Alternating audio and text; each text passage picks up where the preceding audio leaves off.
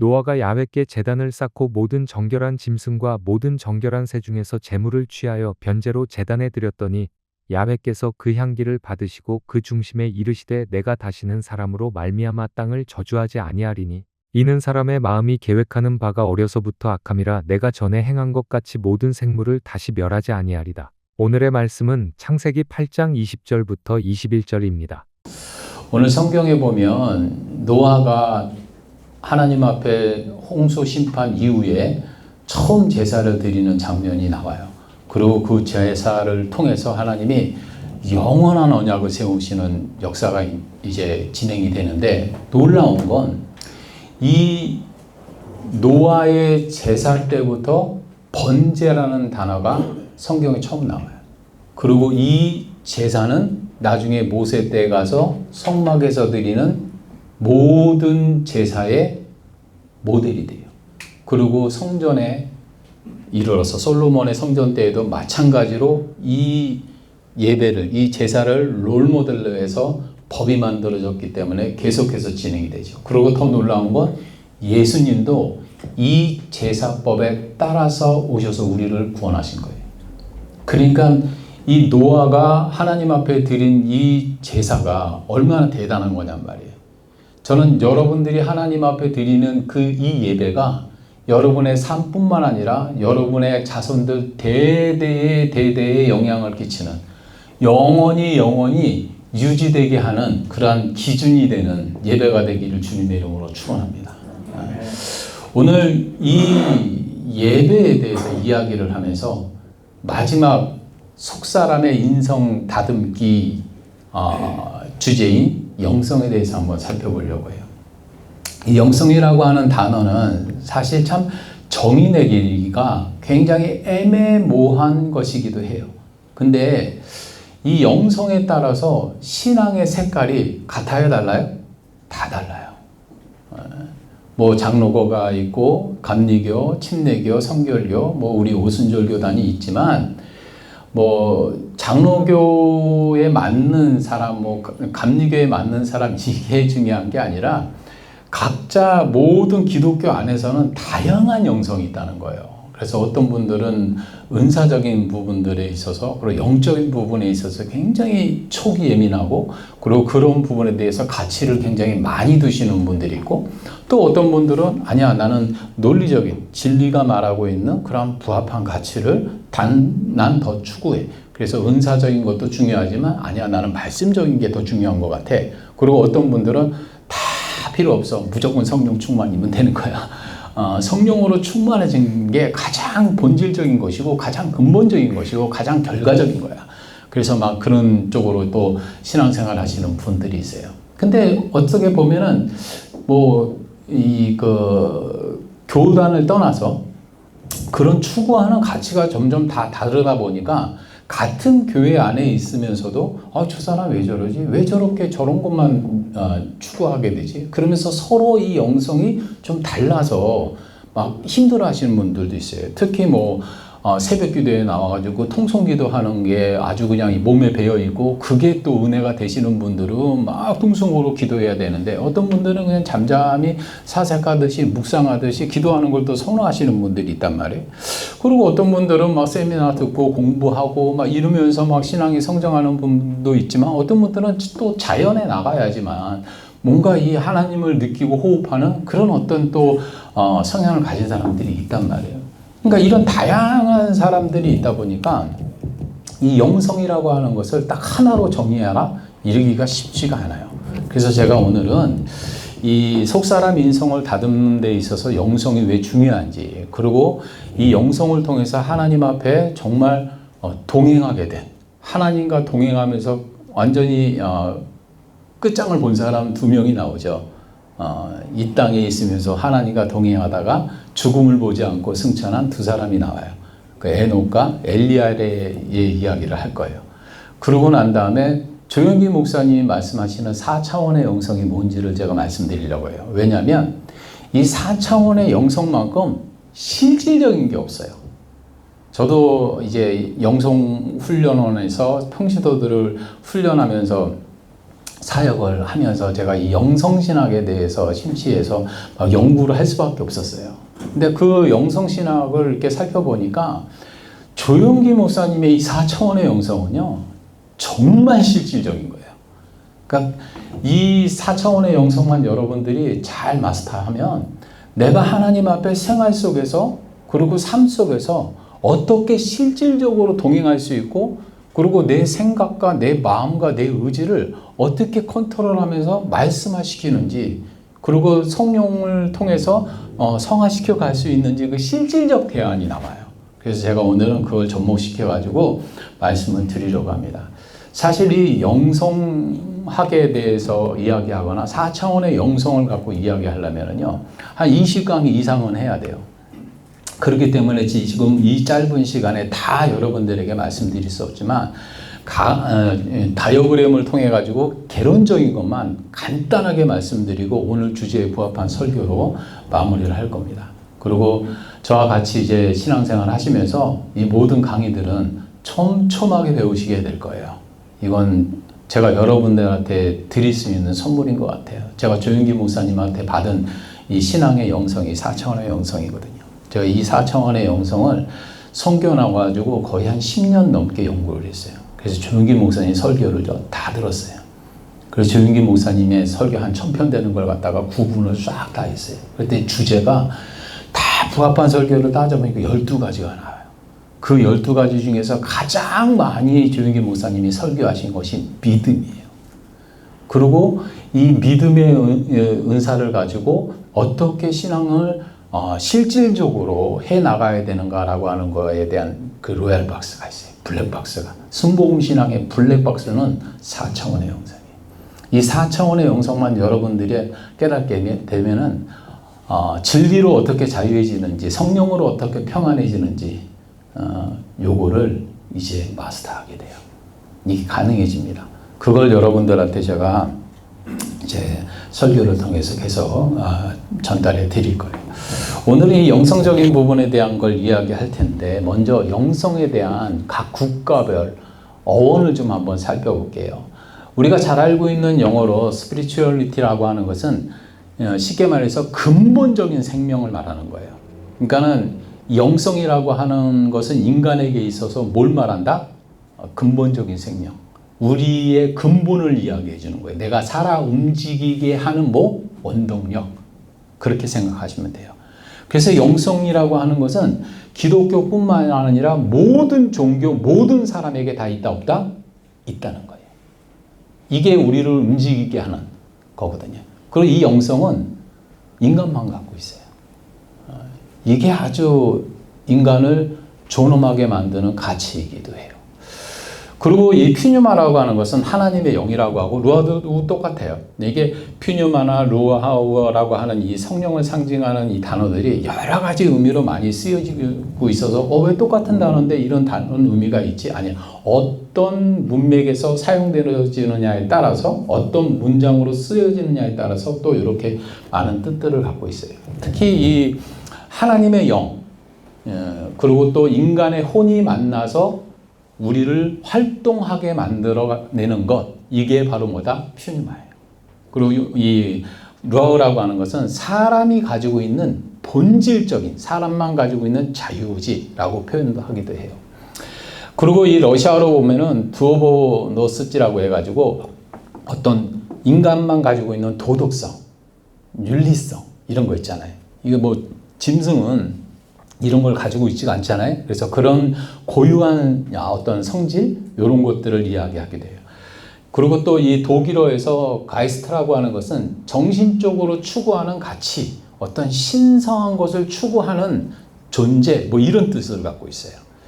그리고 한문으로 보면 영성이라고 하는데 이게 신령할 영자에다가 기운기자예요. 그러니까 쉽게 말하면 기운인 이 본성, 성품 성자를 갖고 있는데 이게 신령한 어떤 기운이 뭐했다?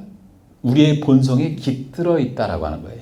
이게 문제인 거예요. 이게 한문적인 해석이 왜?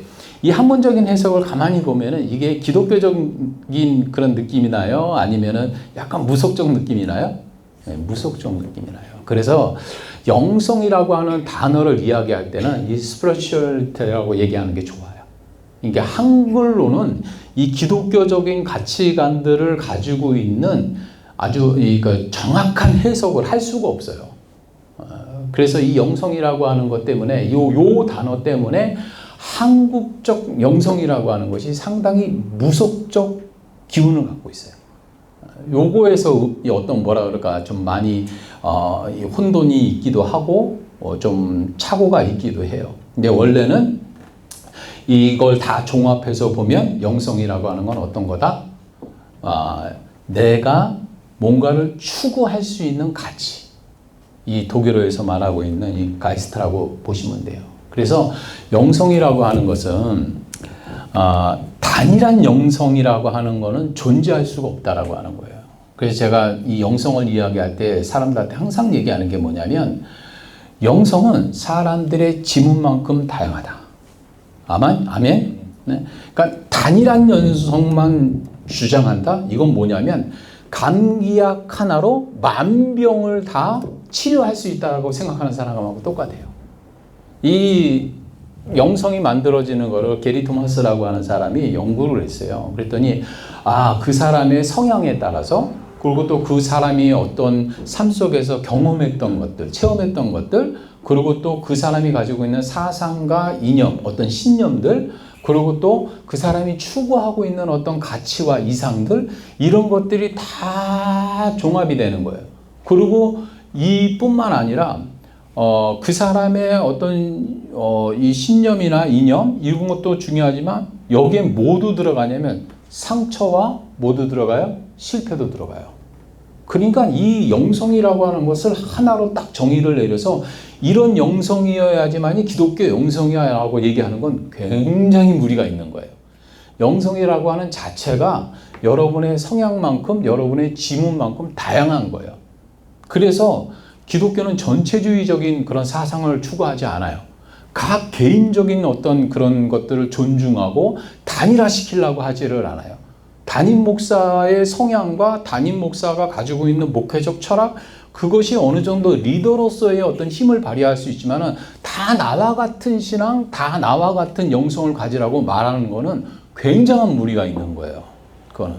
그러니까 여러분의 영성하고 저의 영성하고 본질적으로 복음 안에서 성령 안에서 우리가 하나님 나라를 추구하는 가치는 똑같지만 그 방법은 다양하다, 단일하다, 다양하다라고 하는 거예요.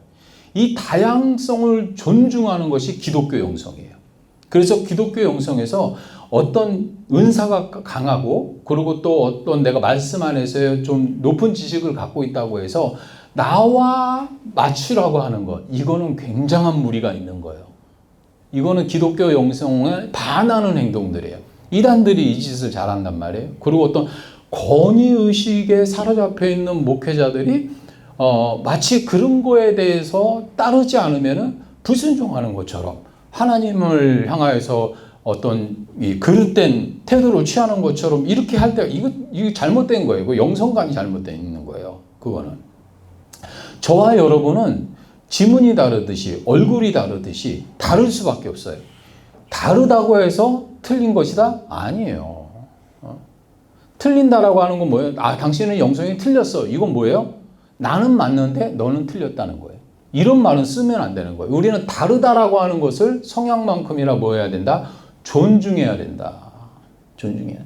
이러한 어떤 이 요소들을 통해서 어떤 사람들은 자연에 나가야지만이 막 그 하나님의 그 창조와 하나님의 그 이 오묘한 섭리와 막 이런 것들을 막 이 자연으로부터 막 받아들이고 깨닫는 사람들이 있어요. 이걸 자연주의 영성이라 그러는 거예요.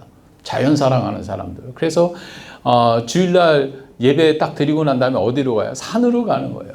산으로 가서 막 그걸 호흡해야지 이 사람은 이 충전이 되는 사람들이에요. 그 자연을 통해서 교감이 되는 사람들이죠. 그리고 또 어떤 사람들은 이 감각주의가 있어요. 아주 촉이 굉장히 뛰어난 거예요. 너무나 뛰어난 거예요. 그죠?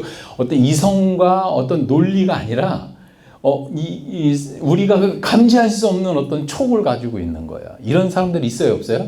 있단 말이에요. 성격이 예민한 걸 떠나가지고 아주 영적으로 촉이 굉장히 탁월하고 뛰어난 사람들이 있어요. 이 MBTI에서도 보면은 성향적으로 봤을 때게 선지자적 성향이 가깝고, 그리고 이런 어떤 뭐랄까 영적인 촉이 탁월한 한 사람이 나와요. 그게 바로 인프제예요. 인프제라고 하는 이 사람은 성경에서, 그러니까 이 인프제가 전 세계 인류의 0.몇 프로밖에 안 돼요. 가장 희귀한 성향이긴 한데, 이 사람이 또 이 촉이 보통이 아니란 말이에요. 우리가 상상할 수 없는 웬만한 성향을 가지고 있는 사람들은 헤아릴 수도 없는. 근데 이 사람들은 어느 정도의 감을 갖고 있냐면, 그냥 눈빛만 보고 그 사람이 말하는 것만 딱 봐도 그 사람의 속내를 그냥 다 투영해서 보는 사람들이에요. 그래서 신기에 가까워요. 어떻게 저런 감각을 갖고 있을까? 그렇죠. 그러는 사람들이 있단 말이에요. 그리고 또 하나는 어떤 전통주의. 전통을 통해서만이 뭔가 가치를 추구하고 하는 사람들이죠. 이런 여러 부류의 사람들이 있어요. 이런저런. 그리고 어떤 사람들은 좀 더 나가서 박애주의자도 있을 거고, 그리고 또 지성적인 그런 가치를 더 추구하는 사람, 열정적인 것, 뭐 이런 것들 다 다르다라고 하는 거예요. 이 다름을 여러분 인정할 줄 알아야 돼요. 이 다름을 인정할 줄 알면 모르고, 목회자가 만약에 이런 다양한 영성들이 있는데, 그리고 이게 영성이 요거만 있겠어요? 예? 그렇지 않겠죠?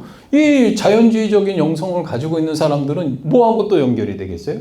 요거하고 또 연결이 되는 거예요. 그러니까 서로 간에 다 맞물려가지고 퍼센트 비율로 몇 프로씩 이렇게 다 있는 거예요. 요거 하나만 또 갖고 있는 게 없는 거예요. 그러니까 목회자가 내 어떤 그 영성에 맞춰서 모든 사람들을 다 끌어가려고 하면은 그거 못 해요. 주님도 그거 안 합니다. 그렇게. 다양함을 다 인정했단 말이에요. 그리고 권위라고 하는 것은 내가 어떤 자리에 앉아서 이런 어떤 자격이 있기 때문에 당신들은 따라야 된다고 말을 한다고 세워지는 것이 아니에요. 권위는 하나님의 성령의 기름 부음에 의해서. 아멘. 성령의 기름 부음을 통하여서 권위가 부어지는 거예요. 권위는 내가 만들어내는 게 아니라 하나님이 뭐 하는 거예요? 부어주셔야 되는 거예요. 제가 여러분들에게 막 권위적으로 막 하나님의 말씀을 가르치고, 그리고 또 권위적으로 막 여러분들의 어떤 의견을 다 무시해버리고, 내가 주의 종이기 때문에 하나님이 나한테 이런 권한을 주셨기 때문에 따라야 된다고 따르겠어요? 맨 처음에 그냥 앞에선 그러죠. 네, 그러죠. 저 같아도 그 사람 앞에 안 가요. 왜 가요, 거기? 기름 부음을 통해서 이 주의 종은 승부를 봐야 되는 거예요. 제가 여러분들에게 설교를 하는데 여러분 안에서 성령의 기름 부음이 없고 감동하심이 없고 깨달아짐이 없고 변화됨이 없다면 윤광의 목사는 여기서 빨리 떠나야 돼요.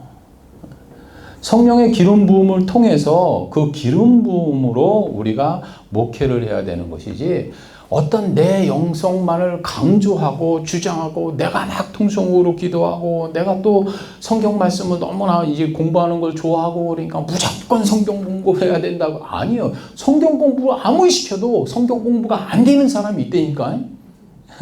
우리 학교 다닐 때 보면 알잖아요. 공부 아무리 시켜도 공부 안 되는 애들이 있단 말이에요.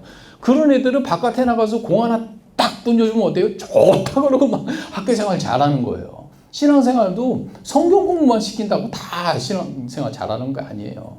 때로는 막 들로 산으로 데리고 돌아다니면서 막 그런 데 나가야 또 이게 막 살아나는 성도들이 있단 말이에요. 그런 다양함을 인정을 해야지, 그렇지 않고 단일한 것만 자꾸 강조를 하게 되면 반드시 탈이 난다?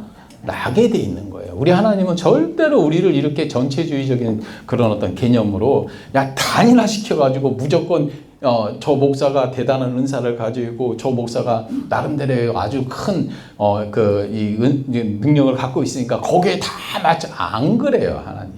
절대로. 이거 여러분 절대로 기억하시기를 주님의 이름으로 부탁을 드립니다. 자, 성경에 보면 오늘 이 노아라고 하는 인물이 이제 홍수 심판을 딱 지내고 난 다음에 제사를 드렸다 그랬잖아요. 근데 참 이 성경에 보면은 하늘에서 이 응답을 받은 12번의 사례가 나와요. 그러니까 기독교의 영성, 그러니까 하나님과 교제에서 응답을 받는다라고 했을 때 제일 많이 응답받은 사건이 불받은 사건들이에요. 요걸 보면은 긍정의 불이 9개가 나와요. 요것도 한 12강의가 필요하기 때문에 간단하게 개요만 말씀드리는 거예요. 여기 보면 이 도표를 통해서, 다이어그램을 통해서 우리가 딱 두 가지를 알아야 돼요. 하나님 앞에 응답의 불을 받은, 긍정의 불을 사람들이 9명이 있었네. 그리고 똑같은 불이지만은 부정적으로 받은 사람들이 몇 명? 3부류가 있었네. 이거를 살펴보셔야 돼요. 그래서 이걸 통해서 우리는 뭘 하냐면 불은 누구에 따라 달라진다? 받는 사람에 따라 달라진다. 아멘? 이 불은 똑같았어요. 하늘에서 떨어진 불은 똑같았단 말이에요. 근데 받는 사람에 따라서 누구는 응답이었고 누구는 뭐였어요? 재앙이었어요. 그러니까 지금 제가 여러분들에게 하나님의 말씀을 선포하잖아요. 이 말씀은 똑같아요. 누구에게나 똑같이 들려지고 있는 거예요. 그러나 받는 사람의 태도, 받는 사람의 마음가짐, 그거에 따라서 이것이 뭐가 된다? 불이 되는 거예요. 이거 여러분 꼭 기억하십시오. 꼭 기억하세요. 여러분의 마음 상태가 응답을 가름하는 거예요. 더 중요한 게 있어요. 그러면 목사님, 이 사람들은 어떻게 해서 불을 받았어요? 그죠? 이게 중요하죠. 공통분모가 하나 나와요. 여러 가지 많은 사연이 있지만 가장 핵심적인 거 딱 하나를 이야기하라고 한다면 이 사람들은 어떤 공통분모가 있다? 다 피의 제사를 드렸어요. 한번 따라합시다. 피가 있는 곳에 불이 임하더라.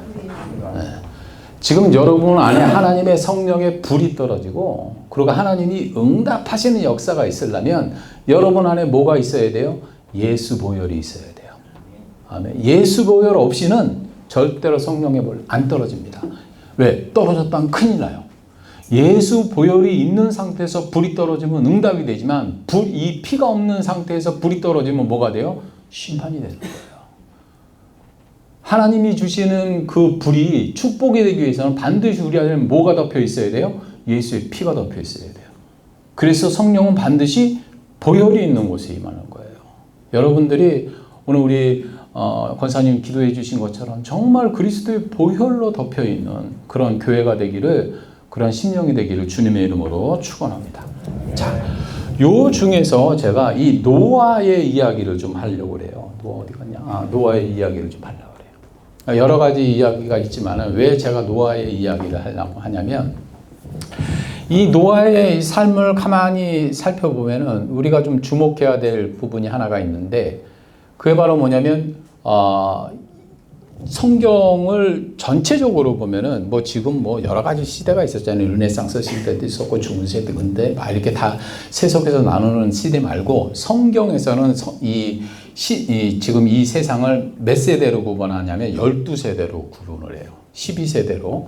그 중에서 제일 첫 번째 시대가 뭐냐면 바로 원족장 시대라 그러는 거예요. 원족장 시대. 이 원족장 시대를 가만히 보면 이제 이게 이제 원족장 시대인데, 여기에 보면은 아담에서부터 시작해서 저기 이제 노아까지 인물들이 쭉 나오잖아요. 그죠? 요게 1000년 걸린단 말이에요. 왜? 이제 거의 아담이 1000년 못 살고 죽었으니까 요게 1000년의 이야기예요. 근데 이 이야기들을 가만히 보면 그 이름 하나하나에 나름대로의 다 뜻이 있어요. 아담은 사람이라는 뜻이 있고, 셋은 정해진, 에노스는 죽어야 할 운명, 게나는 소유하다, 이렇게 다 뜻이 있단 말이에요. 요 뜻을 그냥 있는 그대로 딱 합쳐가지고 문장을 딱 만들면은 하나의 시가 나옵니다. 그 시가 뭐냐면, 인간은 정해진 죽음이라는 운명을 소유했습니다. 그때 축복의 하나님이 내려오셔서 그에게 가르쳐 주셨습니다. 그의 죽음이 너에게 강한 위로를 가져다 줄 것이다.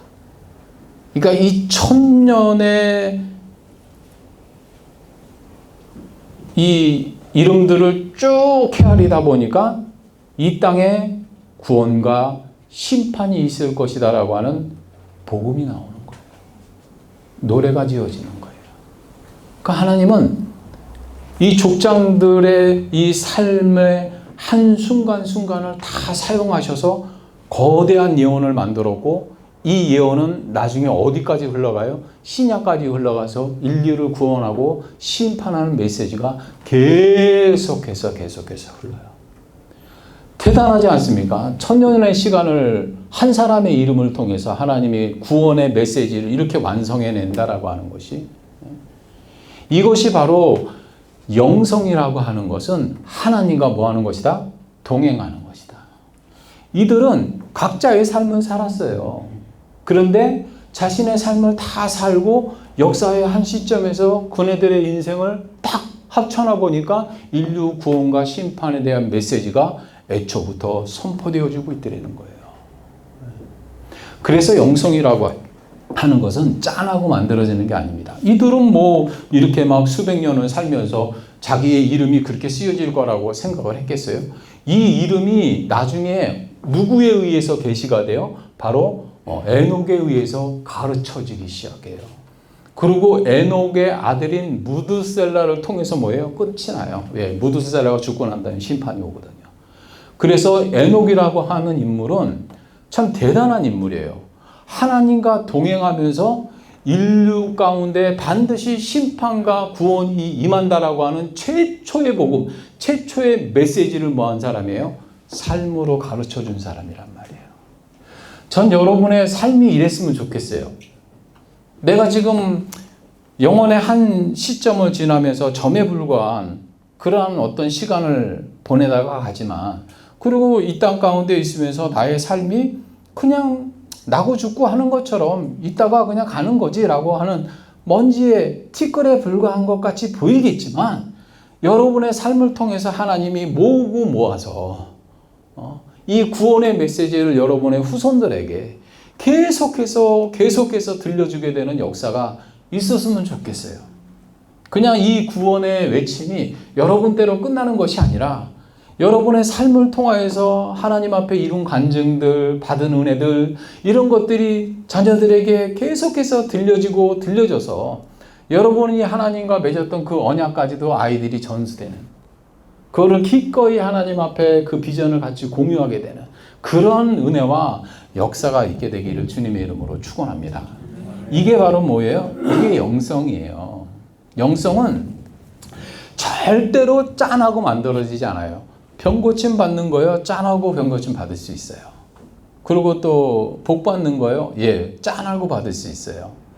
그런데 유독 하나님이 그 많은 것 중에서, 아니 천지를 창조하실 때도 짠하고 다 만들었는데, 유일하게 하나님이 짠하고 역사 안 하시는 게 하나가 있어요. 그게 바로 뭐냐면 영성이에요. 영성은요, 절대 죽었다 깨어나도 짠하고 안 만들어져요. 여러분이 하나님 앞에 구원을 받고 그 구원받고 난 다음에 큰 은혜를 경험하고 놀라운 은사를 체험한다고 해서 여러분의 영성이요, 신령해지지 않아요. 여러분의 영성이 아주 신성해지지 않아요. 왜냐하면 영성은요, 가고 또 가고 누구와? 주님과 계속해서 가는 거예요. 산도 걸어 올라가 보고, 그리고 또 골짜기도 내려가 보고, 그 모든 여정, 주님과 동행하는 그 모든 여정을 다 거쳐야지만 만들어지는 게 뭐다? 이 영성이에요. 영성이에요. 맞아요. 그래서 맞대잖아요. 맞대잖아요. 여러분들의 삶 가운데 그런 은혜와 그런 역사가 있게 되기를 주님의 이름으로 축원합니다. 그러니까 절대로 여러분들이 지금 당장 이거 뭐라 그러죠? 21일 단일 기도회를 하고 40일 금식 기도를 한다고 해서 이 영성 안 만들어져요. 많은 사람들이 40일 금식 기도하고 기도를 365일하고 1000번째 드리면은 대단한 뭐가 만들어지지. 안 그런다니까요. 신앙생활을 하면서 거의 실패도 해보고, 낙심도 해보고, 절망도 해보고, 그리고 또 기뻐도 해보고, 이런 그 굴곡을 다 지나야 되는 거예요. 다 지나야 되는 거예요. 그래서 성경에도 보면, 야, 너희들 그 소프트한 음식만 먹지 말고 딱딱한 음식도 좀 먹을 줄 알아라. 이런 경지까지 가는 거예요. 그러니까 좋은 말만 들으려고 하는 게 아니라 정말 쓴 말도 들을 수 있을 정도로, 그리고 그 쓴 말을 들었는데 오히려 더 은혜가 되고 그 쓴 말을 들었는데도 내 영혼이 살게 되는 이런 어떤 이 단계까지 가야 영성이 되는 거예요. 그러니까 여러분의 삶 속에 이 영성을 하나님께서 만들어 가시는 이 부분들을 잘 체크해 나가시기를 주님의 이름으로 부탁을 드리겠습니다. 이 영성은요, 그냥 안 만들어져요. 정말 바닥을 외쳐봐도 보고, 진짜 그 바닥을 뚫어도 보고, 너무나 지독할 정도의 고독도 느껴봐야 되고요. 진짜 내 인생 가운데 주님밖에 없구나라고 하는 곡소리가 나봐야 이 영성이 만들어지는 거예요. 왜? 이 영성은 주님과 동행하는 뭐예요? 가치거든요. 이게 없으면은요, 절대로 성화의 과정 통과 못해요. 그래서 하나님이 다른 건 다 몰라도 병도 짠하고 고쳐줘, 복도 짠하고 줘, 뭐 다 해주지만 영성만큼은 절대로 한 번에 안 줘요. 여러분도 구원받는다고 해서 영성이 생길 것 같아요? 아니에요. 구원받으면서 막 진흙탕도 굴러보고 실패도 겪어보고 아픔도 겪어보고 그러면서도 나는 주님밖에 없어요. 오직 주님이 가라 하시면 가고 서라 하면 설게요. 주님이 하라면 하고 주님이 죽으라면 죽을게요. 죽든지 살든지 흥하든지 망하든지 오직 하나님 뜻대로만 하세요. 이 상태로 가야 이게 영성이 생겨지는 거예요. 아멘. 이걸 여러분들이 꼭 기억하시기를 바래요. 에녹이 그랬단 말이에요. 에녹은 살면서 뭐 했다 그래요? 주님과 동행하더니, 하나님과 동행하더니, 하나님이 그에게 죽음을 보지 않고 하늘로 올라가겠다. 근데 중요한 거는 그가 올라가기 전에 뭐 했어요? 그 사람들에게, 후손들에게 막 가르쳤단 말이에요. 에녹의 뜻이 뭐예요? 가르치다라는 뜻이에요. 이게 최초의 선지자예요, 에녹이. 그러니까 에녹이 막 가르친 걸, 뭘? 하나님이 심판하실 거야? 하나님이 구원하실 거야. 그래서 이걸 하나님이 1000년의 시간 동안 지어서 부른 노래다 그러는 거예요. 그러니까 여러분의 삶이, 여러분의 이야기가, 그리고 여러분의 이름이 하나님 앞에 어떻게 쓰일지 모르는 거예요. 아멘. 이렇게 쓰임받게 되는 역사가 있게 되기를 주님의 이름으로 축원합니다. 지금 우리가 보기에는 나는 사람들보다 성공하지 못한 것 같고, 또 별다른 사람들보다 어떤 이름이 있는 것 같지도 않아요. 그냥 점에 불과한 것 같고, 내가 여기다가 와서 있다가 간 흔적이라도 있을까? 아무 존재감도 없을 것 같지만 아니라니까요. 하나님은 그 이름 속자 잊지 않고 뭐를 만들어요? 메시지를 만들어내드리는 거예요. 여러분의 삶도 하나님께서 그렇게 사용하실 줄로 믿습니다. 그리고 두 번째 우리가 살펴볼 인물이 바로 엘리야예요. 엘리야. 이 엘리야를 가만히 보면은 아주 특이한 것이 하나가 있어요. 이 엘리야는 어떻게 해서 하늘에 불병거를 타고 올라갔을까? 이 엘리야가 불병거를 타고 올라갈 수밖에 없었던 몇 가지 사건이 나와요. 그 중에 첫 번째 사건이 이 아합의 왕에 있었던 그 정권 하에서 거의 모든 선지자들이 다 숨어버립니다. 그리고 바알을 숭배하고 아세라를 숭배하는 이 이사벨 여왕 치하에서 기가 확 죽어가지고 아무것도 못하는 지경이 벌어져요. 이때 이 엘리야가, 우리가 똑같은 성정을 가지고 있었지만은 하나님의 말씀을 가지고 그 앞에 서서 이 땅에 아주 무서운 뭐가 임할 거다, 가뭄이 임할 거다라는 얘기를 해요. 이 얘기 하니까는 이제 눈의 가시처럼 엘리야를 보고 있었던 이 이사벨이 죽이려고 하죠. 냅다 도망을 가버린단 말이에요. 어쨌든 그런 어떤 우여곡절의 이 과정을 다 통해서 이제 하나님이 엘리야에게 힘을 주시고, 야, 너 숨어서 이러고 있지 말고 이제 쟤네들하고 한번 맞붙어 봐라. 그래서 이제, 야, 우리 한번 그러면은 비가 안 오고 난리가 났으니까 기우제 한번 드려보자. 니네 신이 진짜 신이라면 이 3년의 가뭄을 다 끝내버리고 하늘에서 비를 내릴 거고, 그리고 내가 믿는 신, 참 신이라면 하늘에서 비 내리는 거다. 근데 중요한 거는 비 내리기 전에 우리 한번 제사 한번 드려보자. 그래요. 그러고 난 다음에 제사를 드리는데 너희들은 너희들 방식대로 제사를 드리고 나는 내가 알고 있는 방식으로 제사를 드릴게. 그래서 하늘에서 뭐를? 불을 제단에 내리는 신이라면 우리 진짜 신, 참신 인정하자. 그러니까 이 750명이나 되는 아세라 선지자와 바세라 선지자가 어떻게 해요? 바 선지자가 좋다 나오는 거예요. 그러고 난 다음에 이제 제단을 쌓습니다. 이 쪽수가 많으니까 니네 먼저 쌓아. 근데 아세라 선지자는 안 나왔어요.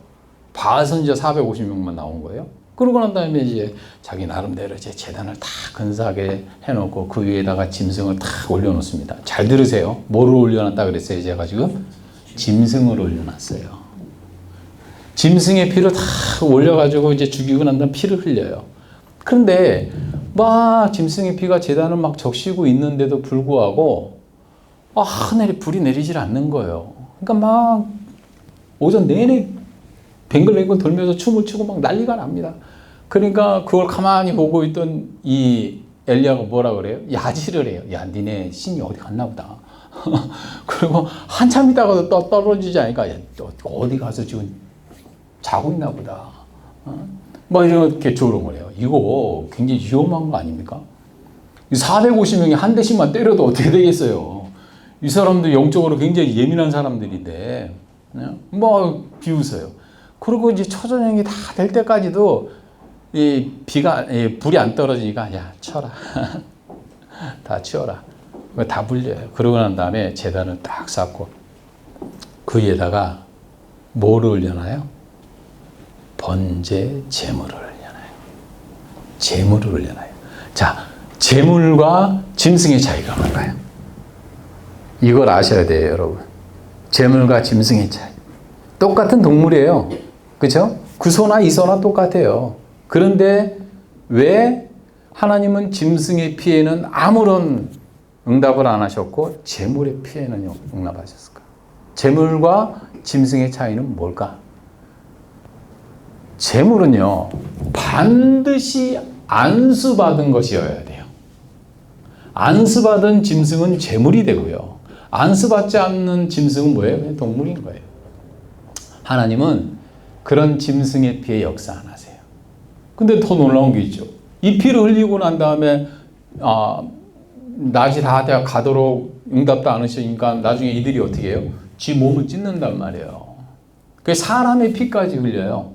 짐승의 피도 모자라서 선지자들이 450명이 지 몸을 찢어가지고 사람의 피까지 흘렸는데 하나님은 그 사람의 피에도 역사 안 하셨단 말이에요. 그런데 이상하게 번제를 딱 드리고 그 번제 제물이 뚝뚝뚝뚝뚝 떨어지는 그곳에서 엘리야가 딱 세 마디 합니다. 얘네들이 뛰어놀면서 하루 종일 얼마나 많이 주저리 떠들어대고 노래하고 그 기도한다고 막 그 무아지경성에서 난리를 벌였을 거예요. 수만 마디를 하지 않았겠습니까? 450명이. 그런데 그 많은 말, 그 많은 어떤 이 피해도 역사하지 않으셨던 하나님이 이 세 마디에 딱 응답을 해요. 간단합니다. 하나님이 이스라엘의 하나님이신 것과 내가 하나님의 종인 것과 그리고 하나님께서 참 신이신 것을 응답하소서. 이 세 마디였어요. 그 말이 떨어지자마자 어떻게 돼요?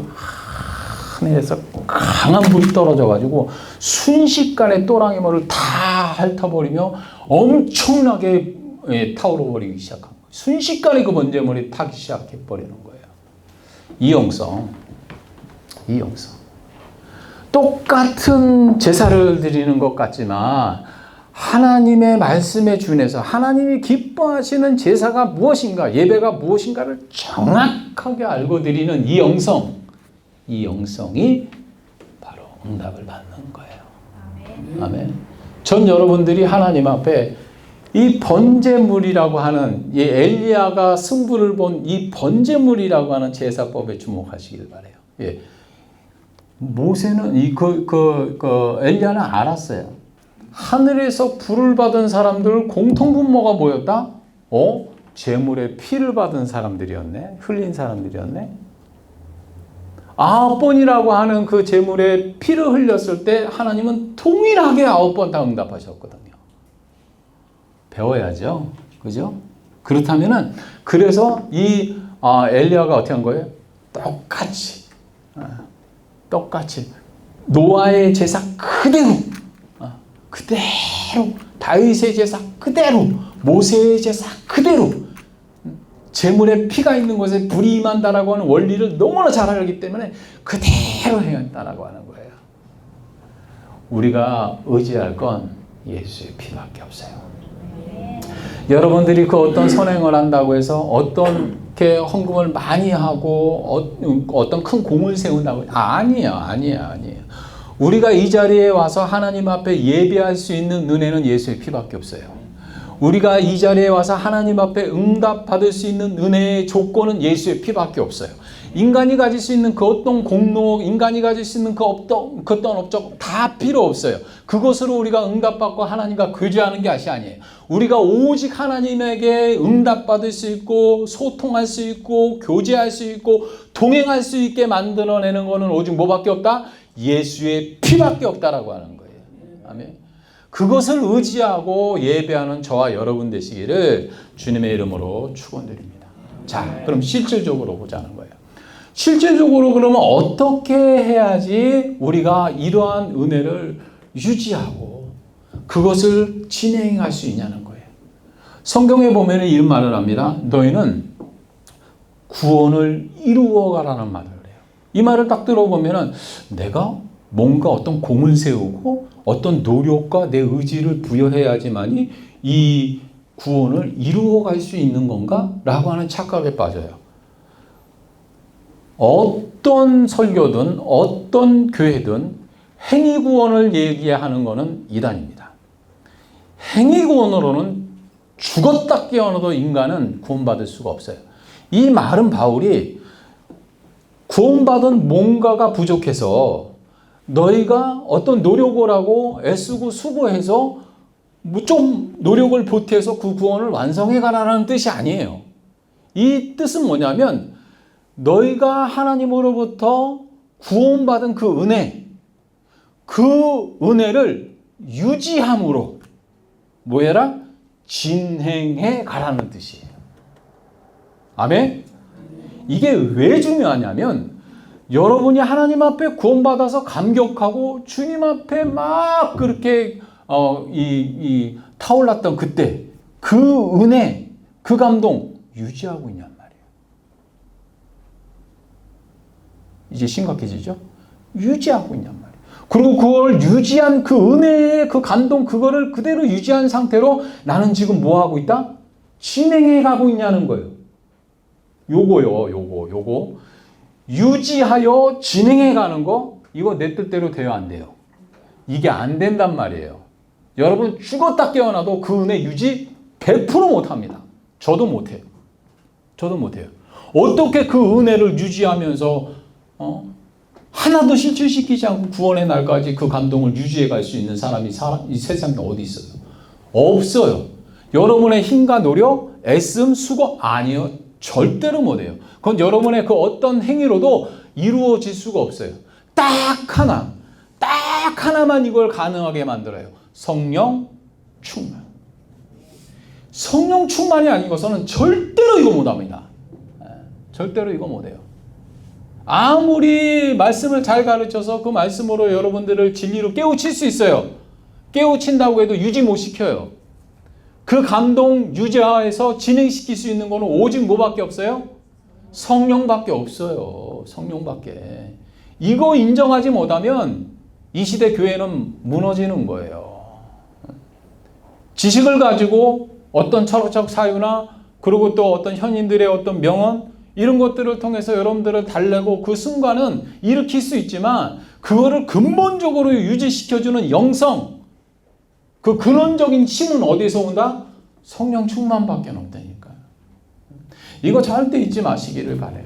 그래서 조영기 목사님이 일찍이 이 4차원의 영성이라고 하는 것을 딱 발견을 했어요. 세상은 총 12차원 정도로 되어 있대요. 우주가. 그러니까 1차원에서 2차원을 알 수 있어요? 없어요? 몰라요. 1차원은 점이에요. 그리고 2차원은 선이란 말이에요. 그리고 선과 선이 이어진 게 면이에요. 근데 4차원은 뭐예요? 입방체란 말이에요. 그러니까 점이 뭐냐면 쉽게 말해서 개미가 막 이렇게 지나가고 있는 거예요. 근데 여기에 벼룩이 딱 왔어요. 벼룩이 와가지고 얘가 둘이 딱 만난 거예요. 요거는 만났어요. 얘는 벼룩이구나, 얘는 개미구나 그랬는데 얘가 어떻게 해요? 뛰었어요. 그럼 얘는 뭐가 된 거예요? 개미한테 휴거된 거예요. 얘는 이 개념밖에 없거든요. 근데 이리로 가버렸으니까 이건 초월한 거예요. 근데 이 벼룩이 여기까지 딱 가서 저거 1차원밖에 안 되는 존재 저거 내가 여기 있는데도 모르고 저거 저러고 있다고 딱 그러는데 갑자기 딱 뛰어오르는 순간에 나비를 딱 만난 거예요. 너도 나하고 같은 종류구나. 근데 얘가 어떻게 해요? 날아가 버려요. 얘는 뭐예요? 얘는 또 휴거된 거예요. 이 자식 뭐지? 이거밖에 없는데 이것도 되네. 그러니까는 저 차원은 그 차원을 이해할 수 있어요, 없어요? 못해요. 절대 못해요. 근데 우리는 어떤 세계에 살아요? 우리는 3차원의 존재에 산단 말이에요. 시공간에 있단 말이에요. 그래서 시공간을 우리는 초월할 수 있어요, 없어요? 초월할 수가 없어요, 인간은. 시간과 공간을 여러분 어떻게 초월을 해요? 여기다가 갑자기 서울로 가버려요? 우리 권사님 여기 계시다가 한국 가야겠다 그러고 짠하고 그냥 건너가 버리나요? 그러지 않죠. 우리는 3차원의 존재예요. 그런데 더 놀라운 게 있어요. 분명히 우리는 이 면이라고 하는 이 3차원의 존재에 살아야 되는데 우리 안에 시공을 초월하는 능력이 있어요. 이게 인간이 희한한 거예요. 이게 우리는 시공을 절대로 초월할 수 없는데 인간만이 유일하게 이 시공을 초월해서 생각하고 헤아릴 수 있는 과거와 현재와 미래를 막 넘나드는 그런 속성이 있다는 거예요. 그게 바로 뭐다? 생각이에요. 여러분 생각을 통해서 과거로 갈 수 있어요, 없어요? 갈 수 있어요. 미래를 예측할 수 있어요, 없어요? 할 수 있어요. 그리고 믿음을 통해서 없는 것을 있는 것 같이 부릴 수 있어요, 없어요? 있단 말이에요. 비전도 마찬가지고 언어도 마찬가지예요. 우리는 언어도 보면 과거형이 있고 미래형이 있잖아요. 그렇죠? 우리는 이 네 가지 요소를 통해서 시공을 초월해요. 이게 유일한 존재가 인간밖에 없다는 거예요. 그래서 조영기 목사님이 인간은 3차원 존재지만 하나님과 소통할 수 있게끔 하나님이 인간에게 네 가지 4차원의 속성을 주셨구나. 말은요 인간밖에 못합니다. 언어는. 이게 능력인 거예요. 그래서 하나님이 무한 차원에 계시는 하나님이 이 인간과 소통하기 위해서 생각을 통해서 비전을 통해서 그리고 또 언어를 통해서 믿음을 통해서 요걸 통해서 뭐 하시는 거예요? 소통하시는 거예요. 자, 그렇다면 이제 실질적인 방법이 들어가는 거예요. 우리의 삶 가운데 고난이 다가왔어요. 문제가 딱 다가왔어요. 3차원으로 봤을 때는 벽인 거예요. 그러나 우리가 하늘을 봤을 때 하늘이 꽉 차 있다고 할지라도 하늘이 막혀 있나요? 닫혀 있나요? 열려 있죠? 그냥 가려져 있을 뿐이지 하늘은 무한 차원으로 열려 있는 거예요. 똑같아요. 문제가 우리 앞에 있다 할지라도 하나님 눈으로 보이면 어떻게 된다? 그 문제가 길을 낸다 라고 하는 거예요. 요게 4차원이에요. 요게 지금 3차원의 상태를 통해서는 그냥 슬픔이 있고 문제가 있고 여러 가지 질병과 또 재난과 이런 것들이 둘러싸여 있는 것 같지만 우리는 4차원을 통해서 미래를 어떻게 할 수 있어요? 생각을 통해서 미래를 불러올 수 있어요. 조영기 목사님이 4차원 영성을 가르칠 때 특히 이 믿음의 부분을 가르칠 때 진짜 본질적으로 조영기 목사님이 말씀하셨던 그 4차원의 내용이 뭐냐면 하나님의 믿음이라는 얘기였어요. 우리가 믿음을 가지고 이룰 수 있다라고 하는 4차원의 속성을 이야기하는데 이걸 얘기했더니 사람들이 이게 감당이 안 되는 거예요. 하나님의 믿음을 가져라? 우리 인간이 믿다가도 안 믿어지고 안 믿다가도 믿어지는 게 인간인데 어떻게 하나님의 믿음을 갖냐. 근데 원래는 조영기 목사님이 얘기했던 게 뭐냐면 하나님의 믿음. 하나님이 가진 믿음을 가지라는 거예요. 그게 뭐냐면 하나님은 어떤 믿음을 갖고 있을까요?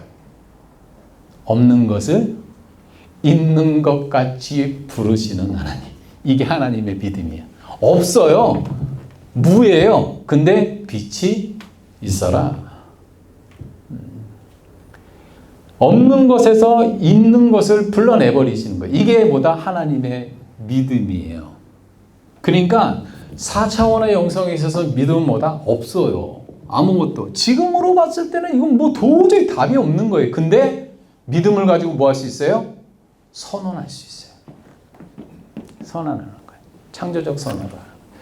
근데 제가 이 오순절 교단뿐만 아니라 저희 교단에서 이 조윤기 목사님의 4차원 영성을 간혹가다가 이제 가르치시는 목사님들 잘 가르치세요. 근데 좀 아쉬운 게 뭐냐면 요거만 가르쳐요.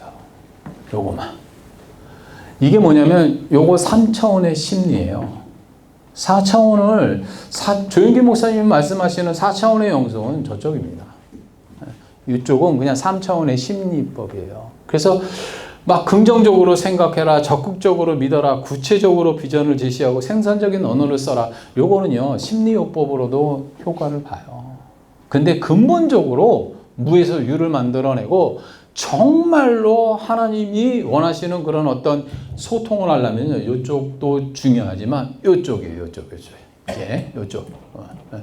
요거는 심리학자들이, 정신분석학자들이, 사회학자들이 다 얘기를 하는 거예요. 근데 이걸로만 가면 조윤기 목사님이 이야기하시는 4차원 영성의 근본을 못 깨닫는 거예요.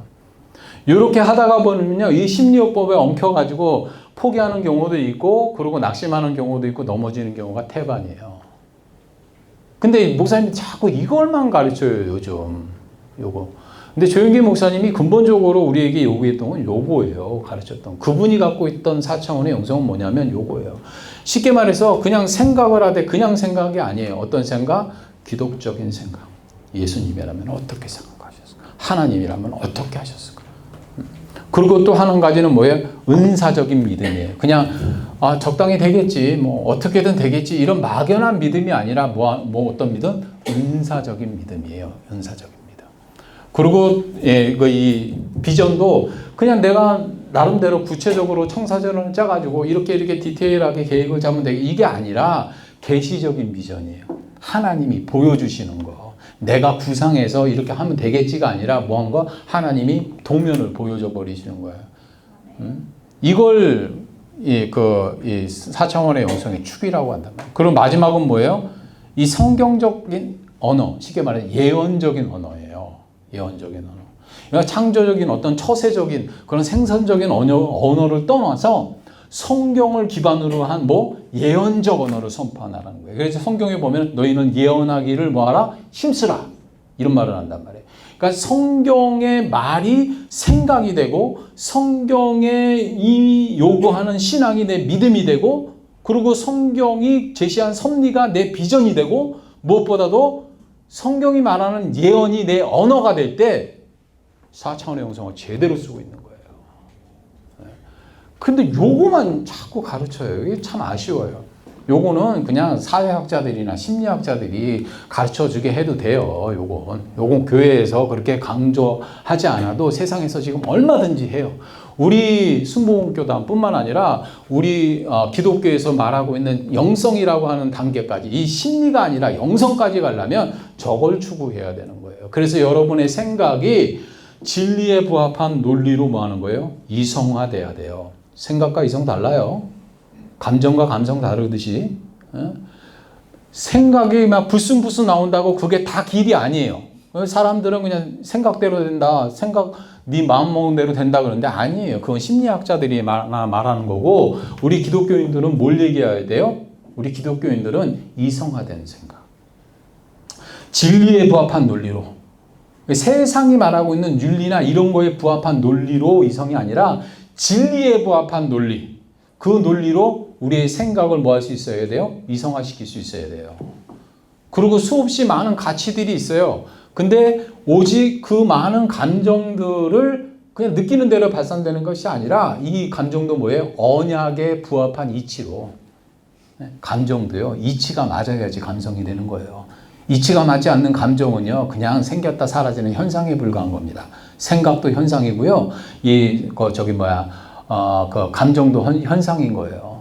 근데 그 현상적인 것만 사람들이 쫓으려고 하고 그 생각이 곧 나라고 생각하는 착각에 빠지거든. 아니에요.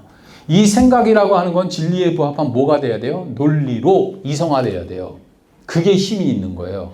그리고 감정이라고 하는 이 순간적인 형상도 언약에 부합한 이치로 감성이 돼야 되는 거예요. 전 여러분들이 그런 단계까지 올라가길 바라요. 조영기 목사님 이거 무진장 가르쳤거든요. 근데 요즘 목사님들이 이걸 안 가르쳐요. 그게 참 아쉬워요. 네. 이게 이제 4차원의 영성입니다. 그러니까 이걸 가지고 우리는 시공을 초월할 수가 있어요. 내 상황이나 환경이 어떻든지 간에 나는 그걸 초월해서 하나님과 교제하고 소통할 수 있다는 거예요. 근데 더 놀라운 건 요겁니다. 좀 시간이 가는데 오늘은 조금 이해를 해주세요. 이게 왜 중요하냐면 하나의 그 부분만 이게 중요한 게 아니에요. 이게 다 연관이 돼서 돌아가요. 이게 다 연관이 돼서 돌아가요. 내가 은사적인 믿음을 가지고 계시적인 비전을 가졌을 때 어떻게 창조적인 언어, 성경적인 언어를 쓸 수 있는지, 예언적 언어를 쓸 수 있는지 이게 다 맞물려서 돌아갑니다. 그러니까 이 네 가지 요소만 여러분들이 조영기 목사님이 말씀하셨던 4차원의 영성의 그 기본으로 제대로만 익히신다면 그냥 자연스럽게 이게 돌아가게 돼 있어요. 이 수레가.